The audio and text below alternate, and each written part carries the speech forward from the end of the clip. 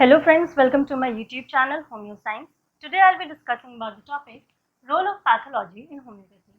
तो सबसे पहले समझते हैं पैथोलॉजी क्या है. Pathology is a branch of medical science. ये मेडिकल साइंस की ब्रांच है जिसमें कि हम लोग स्टडी करते हैं डिजीजेस के बारे में, डिजीजेस के नेचर के बारे में, इन द किसके अंडर में, दैट इज उसकी इटियोलॉजी क्या है, कॉजेज क्या है, इसके क्लिनिकल फीचर्स क्या हैं, क्या वो साइन एंड सिम्टम्स प्रोड्यूस करता है, ये हम लोग स्टडी करते हैं इसकी पैथोलॉजी के अंदर. ऑल्सो अगर हम लोग in the light of homeopathy discuss करें तो होम्योपैथी में हैनीमैन सर ने बहुत ही क्लियरली मेंशन किया है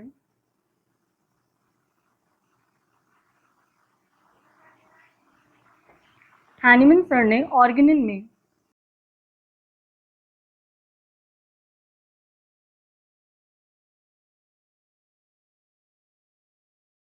in the light of homeopathy अगर डिस्कस करें तो हैनीमैन सर ने ऑर्गेनिन के थर्ड एफोरिज्म में बहुत ही क्लियरली मेंशन किया है रिक्विजिट प्रॉपर्टीज ऑफ फिजिशियन. और इसी रिक्विजिट प्रॉपर्टी में उन्होंने बताया है कि फिजिशियन को, फॉर अ ट्रू फिजिशियन, उसको नॉलेज ऑफ मटीरियल मेडिकल के साथ साथ नॉलेज ऑफ डिजीज होना भी बहुत इंपॉर्टेंट है. और यही नॉलेज ऑफ डिजीज जो है पैथोलॉजी है. यही नॉलेज ऑफ डिजीज जो है पैथोलॉजी को इंडिकेट करता है कि इंपॉर्टेंस क्या है पैथोलॉजी की in the homeopathy. Pathological study in homeopathy के बहुत सारे एडवांटेजेस एंड डिसएडवांटेजेस हैं.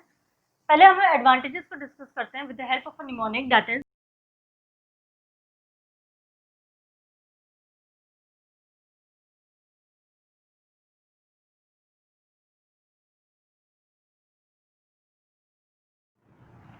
PMT for study isolation and रिपर्टराइजेशन.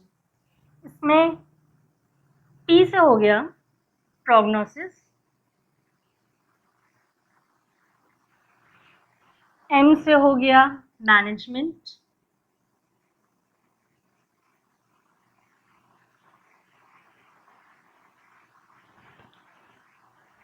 T से यहाँ पे आ जाएगा थेराप्स, थेराप्यूटिक पर्पसेस से भी बहुत इंपॉर्टेंट है. F से यहाँ पे आ जाएगा फॉलोअप, S से आ जाएगा स्टडी पर्पसेस के लिए,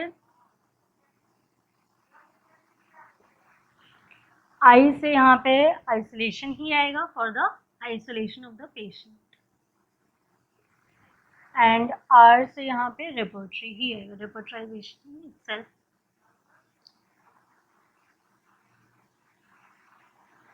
रिपोर्टराइज करने के लिए, ठीक है.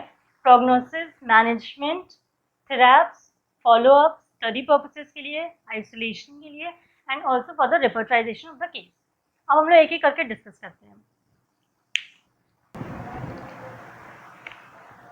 यहाँ पे निमोनिक लिख दे रही हूँ मैं ऑलरेडी.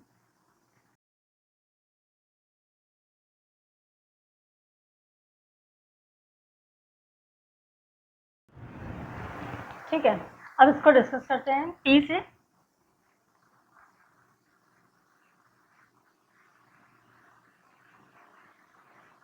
पी से हो गया प्रोग्नोसिस.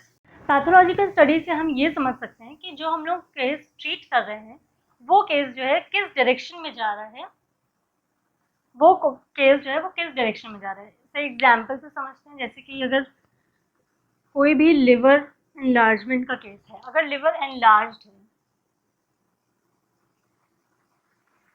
तो ये अगर एनलार्ज के साथ साथ टिश्यू सॉफ्ट है, अगर सॉफ्ट टिश्यू एनलार्जमेंट है तो ये गुड प्रोग्नोसिस हो जाएगी. और वहीं अगर एनलार्ज है और हार्ड या नोड्यूलर है तो ये बैड प्रोग्नोसिस हो जाएगा. मतलब ये केस जो है वो ट्रीटमेंट की तरफ नहीं जा रहा है. ये हमें बता देता है प्रोग्नोसिस से. जैसे कि एक और देखें, अगर तो पेप्टिक अल्सर अगर है, अगर किसी केस में पेप्टिक अल्सर डायग्नोस हुआ है तो हम लोग को इसे बहुत ही केयरफुली मैनेज करना होगा. पेप्टिक अल्सर अगर डायग्नोस हुआ है तो हमें इसे बहुत ही केयरफुली मैनेज करना होगा, क्योंकि पेप्टिक अल्सर की प्रोग्नोसिस में, पेप्टिक अल्सर की पैथोलॉजी अगर हम लोग पढ़ें तो पेप्टिक अल्सर इसमें परफोरेशन के चांसेस बहुत ज़्यादा होते हैं. तो इसको बहुत ही केयरफुली मैनेज और क्लोजली स्टडी करने की ज़रूरत होती है अगर ये केस कोई पेप्टिक अल्सर का मिलता है तो। वह अगर हम लोग एम से देखें तो एम से हो गया मैनेजमेंट, कि हमें कैसे मैनेज करना है। पूरा लिख देती हूँ।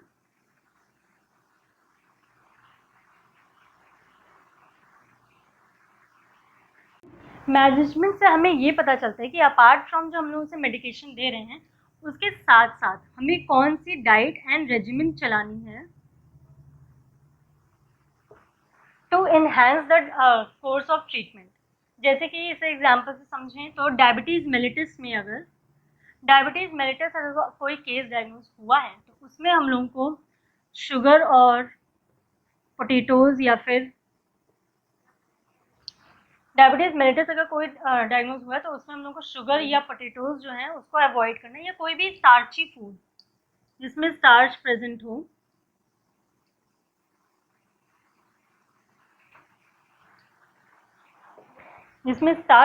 उसको अवॉइड करना है। ऑल्सो अगर हम लोग देखें कि हाइपरटेंशन का अगर पेशेंट है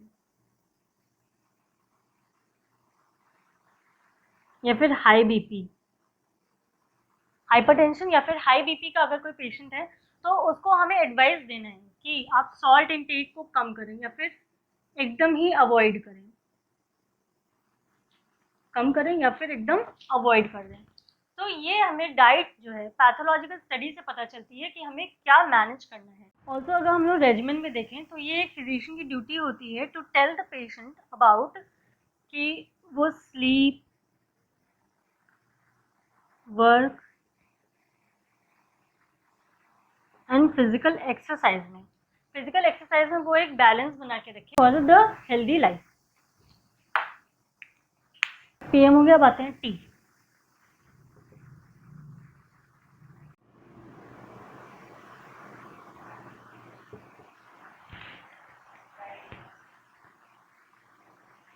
ऑल्सो अगर हम लोग टी से देखें तो इसमें आएगा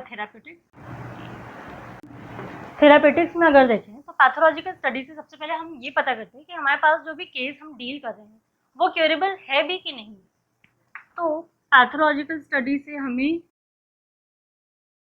केस की क्यूरेबिलिटी पता चलती है कि वो क्योर कर भी सकते हैं हम अपने मेडिकेशन से या नहीं कर सकते हैं।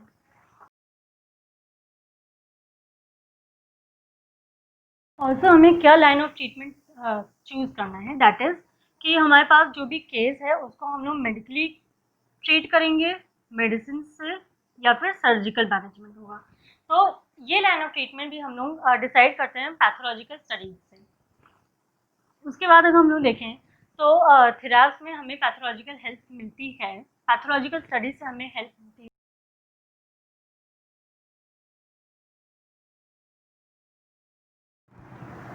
Selection of homeopathic remedy, pathology की स्टडी से हमें सिलेक्शन ऑफ होम्योपैथिक मेडिसिन की भी बहुत ज़्यादा हेल्प मिलती है।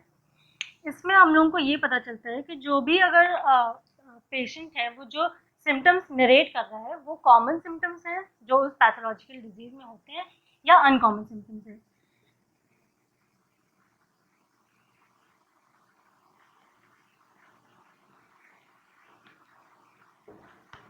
यहाँ पे सिम्टम डिफ्रेंसिएशन की बहुत हेल्प मिल जाती है with the help of pathology. जैसे कि इसे अगर हम लोग एग्जाम्पल से समझें तो डायबिटीज मेलिटस का ही केस ले लें अगर, तो डायबिटीज मेलिटस में जो excessive thirst and excessive sugar craving, ये जो है ये पैथोलॉजिकल सिम्टम है। ये हम लोग ये नहीं कहेंगे कि ये कोई भी अनकॉमन या पिक्यूलियर सिम्टम नहीं है, ये कॉमन सिम्टम है। ऑल्सो हम लोगों को हेल्प मिलती है इन सीट ऑफ डिजीज।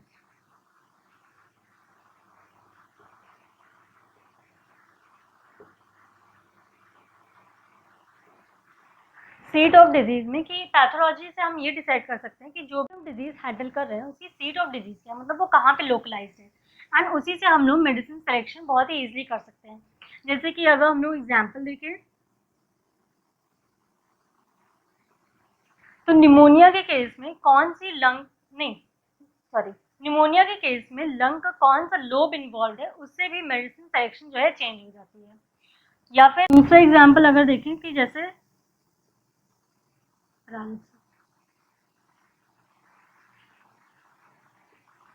दूसरा कोई एग्जांपल देखें, जैसे कि अगर हेमीप्लेजिया हो गया तो वो किस साइड में, पैरालिसिस किस साइड की हुई है, उससे भी हम लोग का मेडिसिन सिलेक्शन चेंज हो जाता है, अगर हमें कंप्लीट नॉलेज होती है डिजीज किस साइड पे लोकलाइज है।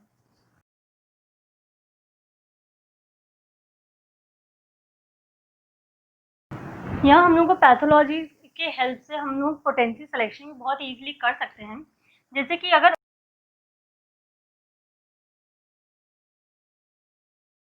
एडवांस जो भी केसेस जिनमें पैथोलॉजी बहुत ही एडवांस हो चुकी होती है, वहाँ पे हम लोग लो पोटेंसी देते हैं। तो ये लो पोटेंसी भी हम लोग जो है डिसाइड कर सकते हैं with the help of pathological studies. अब ये हो गया हम लोग का पीएमटी कंप्लीट। अब आगे देखें तो आएगा for. For say that is F. F हो गया फॉलो अप। फॉलो अप में हमें क्या पता चलता है कि अब जो पेशेंट आ रहा है जिसका हम लोग ट्रीटमेंट कर रहे हैं, वो जो फॉलो अप के लिए आ रहा है, तो हमें ये पता चलता है कि अब वो जो सिम्टम्स बता रहा है वो उसके सिम्टम्स डिजीज पैथोलॉजी की वजह से आ रहे हैं या कोई एक न्यू सिम्टम्स आ रहे हैं। तो यहाँ पे हम लोग को सिम्टम इवेल्युएशन के लिए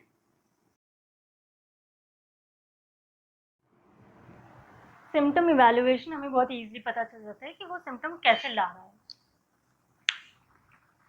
उसके बाद हो गया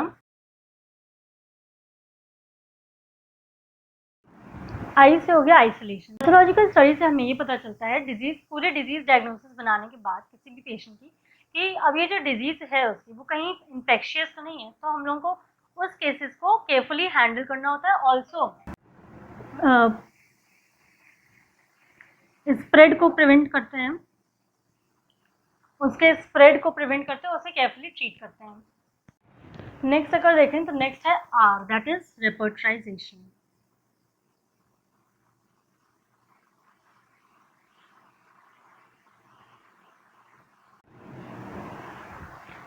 आर से हो गया रेपर्टराइजेशन। अगर हम लोग कोई भी रेपर्टरी उठा के देखें, जैसे कि डॉक्टर केंस रेपर्टरी देखें, तो उन्होंने डायरेक्ट पैथोलॉजिकल रूब्रिक्स यूज किए हुए हैं।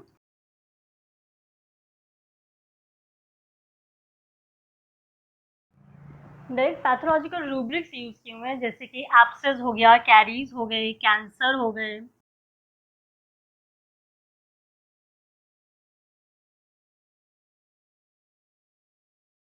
एब्सेस हो गए, कैरीज, कैंसर, फिस्टुला, ये उन्होंने डायरेक्ट पैथोलॉजिकल रूब्रिक्स यूज किए। तो अगर हम लोग को पैथोलॉजी की कंप्लीट नॉलेज नहीं होगी तो हम लोग इन रूब्रिक्स को अपने केसेस को एफिशिएंटली क्योर करने के लिए नहीं यूज कर पाएंगे। ऑल्सो अब हम लास्ट अगर एस से देखें तो एस से हो जाएगा स्टडी।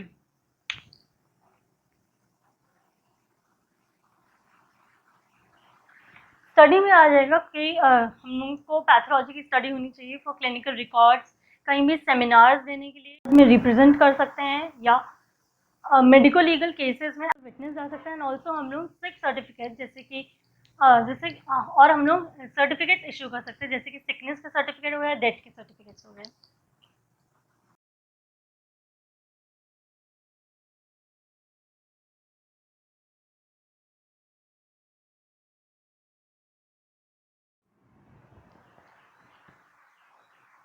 सेमिनार्स के पर्पसेस से, सर्टिफिकेट इशू करने के लिए, सिकनेस या डेथ के, या मेडिको लीगल केसेस में एज अ विटनेस जाने के लिए हम लोग को पैथोलॉजी की स्टडी होना बहुत जरूरी है। दैट इज डिजीज की नोसोलॉजिकल नेम्स बस जानना जरूरी है। अब इतने सारे एडवांटेजेस के बाद डिसएडवांटेज भी आता है, दैट इज कि अगर हम लोगों को पैथोलॉजी की स्टडी है तो हम लोग अपनी पूरी जो भी डिजीज, जो भी केस एनालिसिस है या केस का कोर्स ऑफ ट्रीटमेंट है, उसको कम्प्लीटली पैथोलॉजी पे ही बेसिस ना रखें। हम लोगों को पैथोलॉजी के साथ साथ उसका मेंटल स्पेयर भी लेना बहुत ज़रूरी है। तो यहीं पे एक डिसएडवांटेज आता है कि जो लोग प्रैक्टिस करते हैं तो वो सिर्फ पैथोलॉजी बेसिस पे ही करते हैं, मेंटल को भूल जाते हैं। तो इसको बैलेंस रख के हमें होम्योपैथी में प्रैक्टिस करना इम्पोर्टेंट है।